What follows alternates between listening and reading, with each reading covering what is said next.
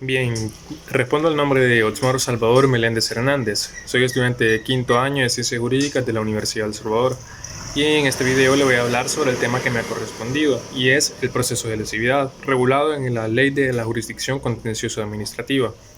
¿Qué es el proceso de lesividad? Voy a comenzar por citar tres conceptos. Un primer concepto simple nos dice que es aquel en el que la administración pública adopta la posición de demandante, pretendiendo la impugnación de un acto administrativo que ella misma ha dictado. Otro concepto nos dice que es el medio del que dispone la administración pública, autora de un acto declarativo de derechos, para obtener su anulación, pero esto será para el provecho del interés general al que sirve, frente a la persona a favor de la cual de los derechos pueden ser reconocidos. Por su parte, la Sala de lo Contencioso Administrativo, en la sentencia 169-2015, estableció que el proceso de lesividad es un instrumento procesal para anular, en razón de su ilegalidad, aquellas decisiones administrativas que serían de otra manera irrevocables de forma unilateral por parte de la administración pública. Habiendo conocido estos tres conceptos, pasamos al siguiente punto, que sería cuál es la naturaleza del proceso de lesividad. Se trata de un proceso especial, ya que, como lo veremos, la aparición de una entidad pública como demandante frente a uno de sus propios actos supone derogaciones tan importantes de las normas procesales comunes que da lugar a un proceso especial.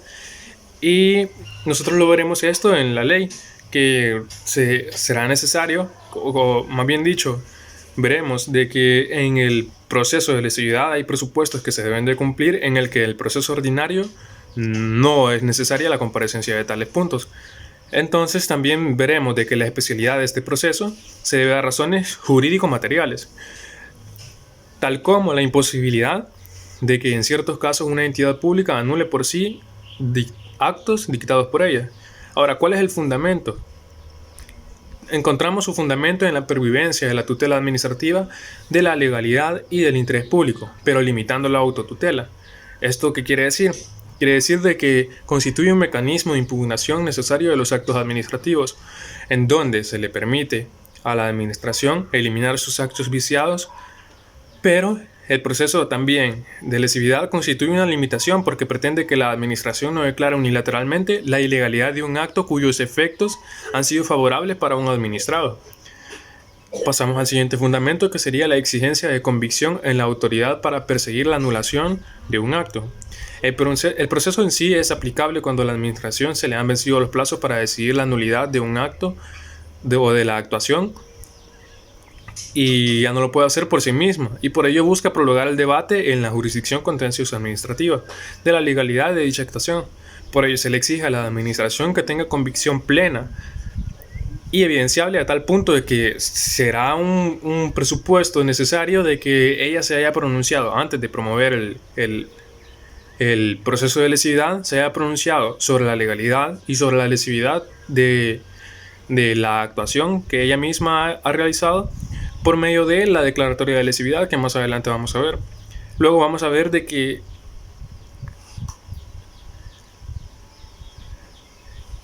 también es otro fundamento garantizar el debido proceso del administrado favorecido con el acto.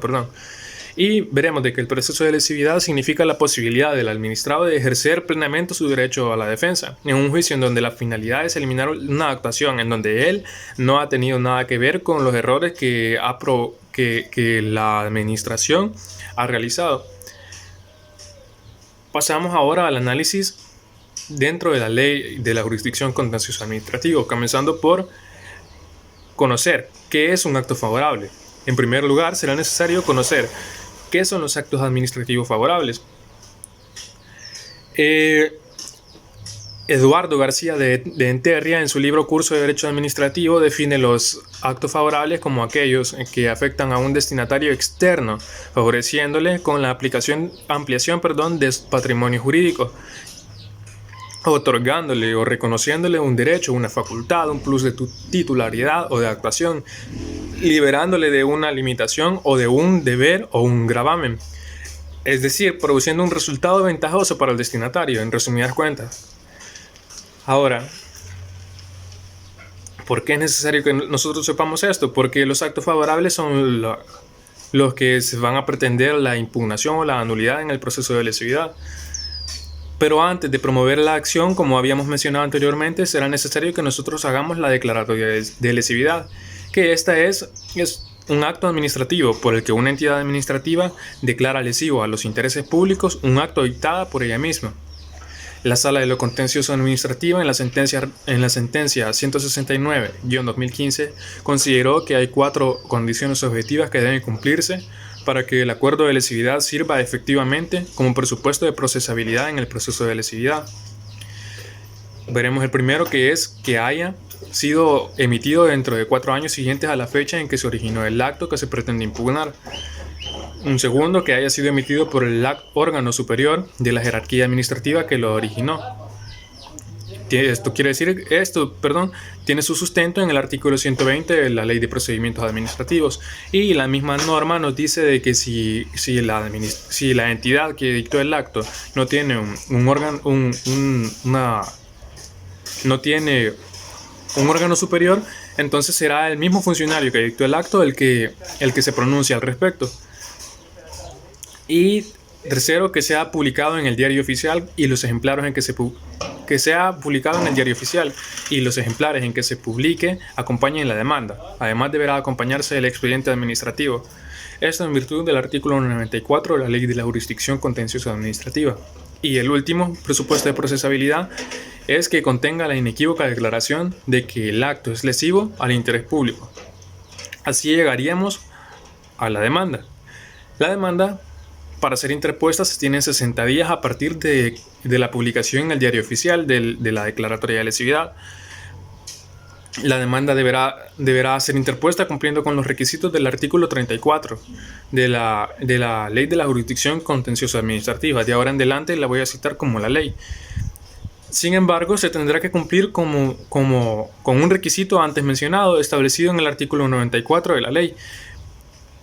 Y es que se deberá acompañar la demanda de un ejemplar del diario oficial en que se haya publicado la declaratoria de lesividad y además del expediente administrativo. La demanda podrá ser admisible. También puede ser inadmisible. Y será inadmisible cuando, habiéndose requerido la rectificación o la aclaración al demandante, no se hubiera realizado en el término. Y de ser declarada inadmisible, es necesario mencionar de que la demanda podrá ser interpuesta nuevamente. También puede ser declarada improponible. La demanda podrá declararse improponible cuando haya sido interpuesta extemporánea, cuando no se hubiera agotado la vía administrativa, cuando hubiera falta de legitimación material, si existiera cosa juzgada, litispendencia, falta de presupuestos materiales, o cuando el objeto de la pretensión sea ilícito, imposible o absurdo o carezca de sentido. Una vez declarada el objeto de la demanda improponible, no podrá ser interpuesta en los mismos términos. De ser admitida la demanda, según lo estipulado en el artículo 23, deberá notificársele al Fiscal General de la República. Para la contestación, veremos de que admitida la demanda se emplazará a los particulares favorecidos con el acto administrativo impugnado considerado lesivo, y la contestación deberá hacerse en el plazo de 15 días contados desde el siguiente al de la notificación del auto que lo admita. Esto en virtud del artículo 95 de la ley. Independientemente de si la demanda fue contestada o no, el trámite del proceso continuará su curso en virtud del artículo 96 de la ley. Luego pasaremos a la siguiente etapa del proceso, que sería la audiencia inicial.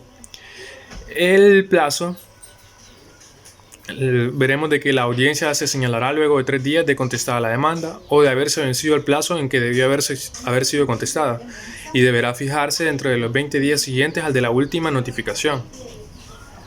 Para las notificaciones deberá notificarse al Fiscal General de la República para que en audiencia rinda opinión técnica sobre los aspectos sometidos a las partes a conocimiento del tribunal, y también deberá notificarse a los terceros.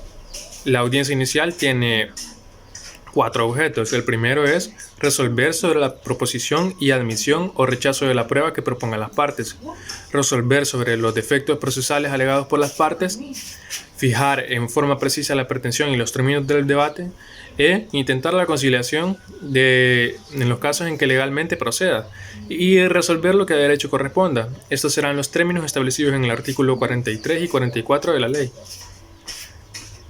La resolución, para el caso de la admisión o rechazo de la prueba, deberá hacerse mediante resolución motivada y deberá señalarse fecha para una nueva audiencia en la que recibirán las respectivas pruebas.